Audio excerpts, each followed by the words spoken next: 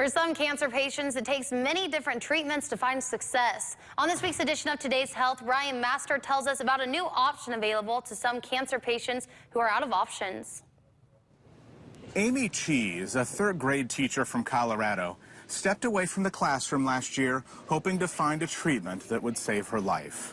She had non-Hodgkin's lymphoma, a blood cancer.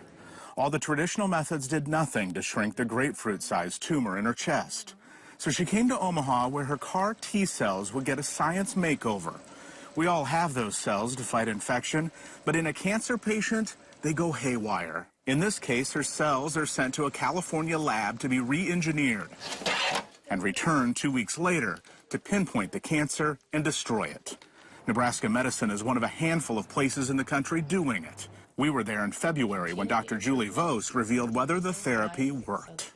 Continued improvement with decrease in size, so that maximum SUV score is now 2.7. So that would be considered a complete remission. Wow, I have to hug Susan.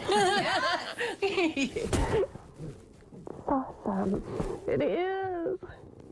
I didn't ever think it was going to happen.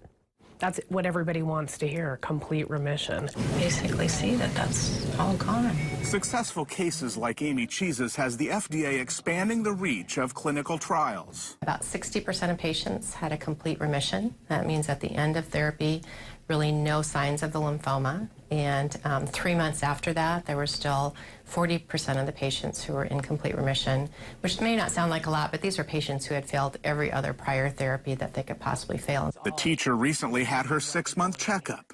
She remains in complete remission. Doctors believe this breakthrough cancer therapy could one day apply to all cancers. As a big picture, it has a huge, incredible potential. Thank you. Congratulations. With the FDA fast-tracking this method, doctors say more patients will now be a part of a larger clinical trial.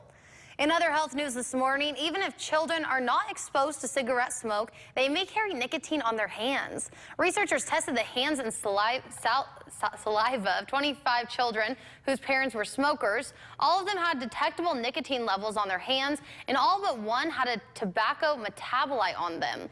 Third-hand smoke exposure has been shown to increase the risk of health problems in young children.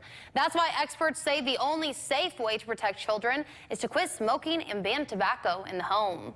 A new study reveals yoga can help men cope with the side effects of prostate cancer treatment. Researchers at the University of Pennsylvania found patients who attended 2 yoga classes a week during radiation had less fatigue than those who did not do yoga. Yoga patients also reported better sexual and urinary function.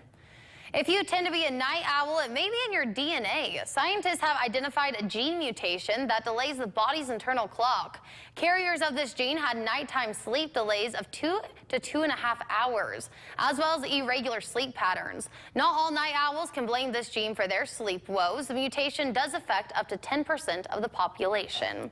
That's it for this week's edition of Today's Health. And coming up on KPVI News Today, we take a look at your KPVI News Today headlines.